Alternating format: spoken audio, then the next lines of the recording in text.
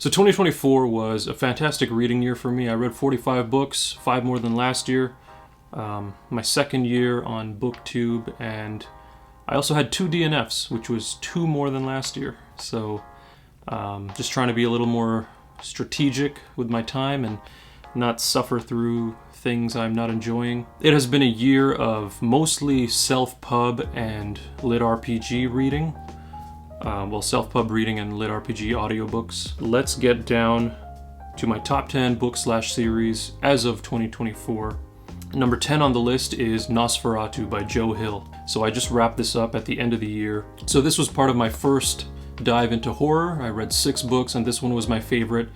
I think Joe Hill has done a fantastic job of blending like realistic horror, like the things you might experience in real life, as well as supernatural elements. I think he did a great job blending those just to provide such a horror-filled, disturbing, gripping story. What we follow here are some child POVs. We get a nice life cycle of events. We follow them up until adulthood.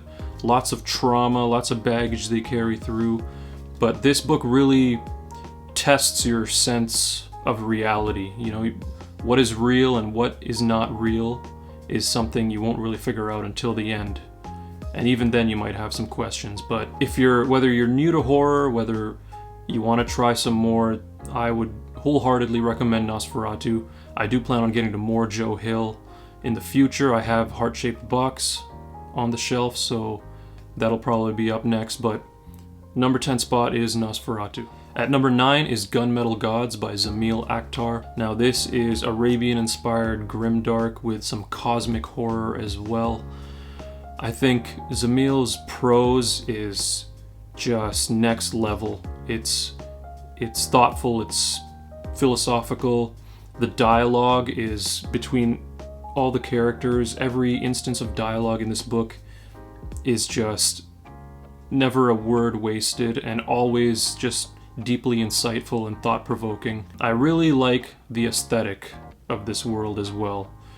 You know, when you're talking about the elements of a story that just make it very memorable and make you have a good experience, I think another one that I've discovered through this book is aesthetic. So the way he has crafted this world, the pantheon of gods, you know, these just eldritch beings of vast enormity, and it's terrifying and it's, you know, godly, you can say. So again, this is inspired by Arabian Nights as well as some Middle Eastern history, as well as the Crusades. That's a big one as well. But yeah, lots of war, lots of bloody conflict, and just interesting characters, and I can't wait to continue with the series.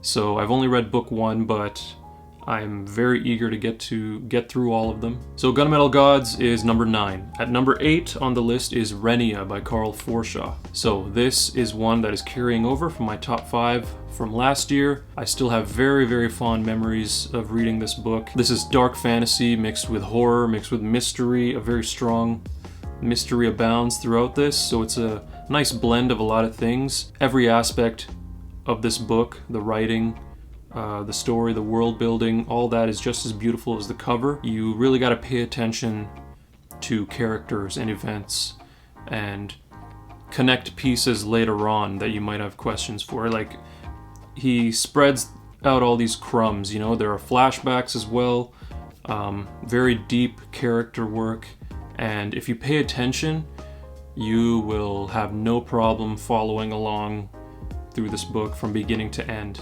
So this book still holds a special place in my heart, and I'm very excited to continue on with the series. But at number 7, we have the new Blood Saga by W.D. Kilpack III. It's got all the elements that I like in a story. It's dark, it's got an epic scope of events and world building, and some very, very deep and intimate character work. I really like the magical realism in this world, so there is that. The magic is magical realism. All the flaws that I could think of in the Wheel of Time are really refined in this series. So we don't deal with any of that stuff, and it's just so interesting. Every single book has been just so gripping, and immediately upon finishing want to dive into the next one. If you haven't read it, I would highly recommend it to everybody who likes epic, dark fantasy and deep, intimate character work. Number 6 on this list, and it made an honorable mention in my year-end list last year, but this is Malazan, Book of the Fallen by Steven Erikson. Last year I'd only gotten through 2 books, that's why it was an honorable mention, but I had high hopes for it. This year I'm including it on the list because I've only read 4 books so far now, so I've caught up through House of Chains, and Midnight Tides will be my next read, but already I am just flabbergasted at how incredible this series is, how epic the scope is, how rich the world building is, how vast the cultures and the races of people we follow are, and just this timeline of events. The history is so vast. Malazan is an incredible achievement by Erikson, and even only being 4 books in, I have to say this is some of my favorite reads of all time, so it had to make the list. And I'm hoping that the rest of the books are just as incredible, if not more so. You know, I've heard great things. This is just dark fantasy filled with such amazing literary qualities. I mean, obviously theme is a big part of it, you know, such rich themes in here. We have huge themes of morality, of compassion being a big one, of perseverance, all the things in life that, you know, can be a struggle to achieve, but are quite virtuous, and most people, if not all, do strive to be better at these things, or, you know, to achieve these things. So you got to give yourself time to really immerse yourself in the series and just absorb all this profound and incredible work. I'm looking forward to continuing, and I'm very interested to see, maybe after I finish the series, whether it'll come up or down on this list for me. Number 5, this is a very surprising one, but it's one that is just stuck with me for so long, and so many elements just stick with me, and it's 5 Warrior Angels by Brian Lee Durfee. This series really blurs the line between dark fantasy and grimdark. It has elements of both, and it's a very dark read, I can say, but it's super epic. Incredible world building, incredible prose. Durfee is just really good at misdirection, so you never know what's going to become of these characters, where things will go.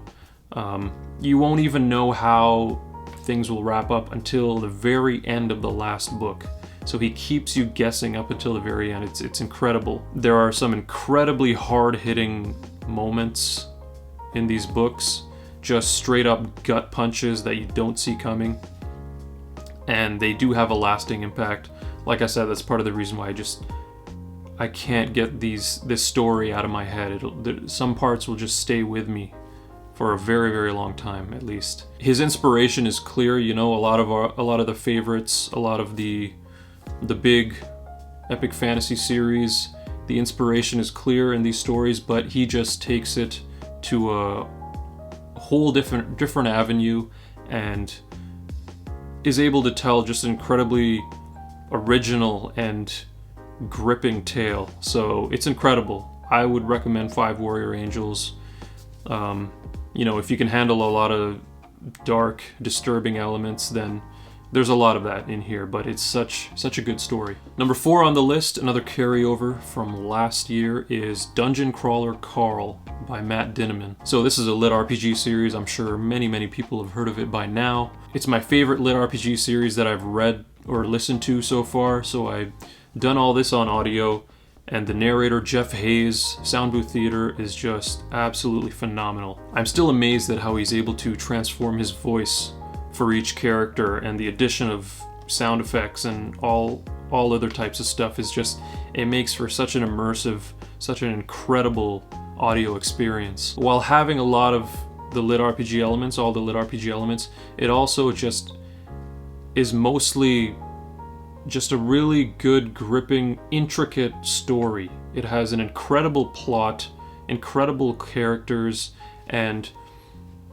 sometimes you'll forget that it's even a lit RPG while you're listening to it. It's so addicting and it's so memorable. you know, despite being just a fun apocalyptic style lit RPG series, it's so much more than that. And it's got some very dark humor, so it does get dark at times, pretty dark, but it's got the humor that I love, the nuance in the humor that I really love, and just some really great characters. And so if you're even thinking about diving into lit RPG, definitely go with Dungeon Crawler Carl. I don't think you'll be disappointed. Now, number 3 on this list is a series that is holding strong. I believe it was number 3 on my last year's top 5 as well. This is the Hybrid Helix series by J.C.M. Byrne. So I have been enjoying the heck out of this series. I'm very excited to say that J.C.M. Byrne will be the 3rd author interview I have on this channel. That'll be coming up on February 5th at 6 p.m. Eastern Standard Time. Hybrid Helix is so much more than just a superhero sci-fi romp. You know, it's really fun, and it's got superheroes, it's got that sci-fi epic feel, it's got this vast universe, but a surprising amount of deep character work and relatable themes, and it's a whole lot of fun. It's got tons of humor in it as well. You know, the humor is specific to the main character, but he is just such a lovable main character. There is a huge sense of found family, which I'm sure a lot of people can appreciate. I definitely appreciate it. There's this huge struggle with, you know, internally, with emotions, with rage. A lot of, you know, all the emotions and experiences that we go through, it's all handled here. It's all handled very well. That's all I'm going to say on the series. I'm going to have an in-depth discussion with the author during the interview, so if you can catch that, you know, that'd be awesome. But moving on, number 2, a book that I read twice. I read back to back. It was that incredible. That is The Spear Cuts Through Water by Simon Jimenez. So this is it's a dark tale. It feels like a mythological retelling. Almost feels like a fever dream at times, but he has a story to tell. That's all I can say. He has a story to tell, and he tells it in such a unique way with multiple narrative styles and structures. Jimenez will be able to pull at your emotions, pull at your heartstrings like no other. It's one that leaves room for a lot of interpretation. A masterful work, one I definitely recommend as well. Number 1 on my list was number 1 on my list last year as well. That's the First Law Trilogy by Joe Abercrombie. I can't put anything else above this yet. It's still left that much of an impression. I had heard all the rage about it. I had heard that a lot of people loved it. It was many people's favorite. It was great work, great character work, but it somehow still just blew my socks off. I do value really good character work. I guess I would consider myself a character-driven reader. It's so visceral, it's so gritty and dark. It's definitely grimdark, but the characters are very morally gray. The world, you get this impression, you know, while you're following these characters, while you're going through the story. You can feel the grit. You can see the dirt under your fingernails. You can smell the stench of sewage, you know, down an alley. It's incredible how visceral his writing is, what it's able to evoke. I am in the middle of, my current read right now is Best Served Cold, and I am just reminded at how magnificent a storyteller he is. Like I said, I'm going through Best Served Cold. I want to polish off all the standalones immediately one after the other, and then I'm very, very excited to get into his other trilogy, as well as his new book coming out, The Devils. But he is definitely an auto-buy author for me and remains my favorite author of all time. And First Law Trilogy remains number 1 on this list. So that's it. That's the list. Thank you for watching this video. Some things I have upcoming. The interview on February 5th, as I mentioned. I will also be getting to a whole boatload of self-pub that I've been meaning to get to. You know, some authors, some works that I've been sent are way overdue. So I really, really want to get to those. As well as reviews that'll continue on the channel. And, of course, my lit RPG chats that I do with my buddy Nick. Remember, you can always vote on those videos as to which lit RPG series or audiobook you want us to tackle next, so that's always there. But that's it for this video. Thank you for watching, and I will see you in the next one.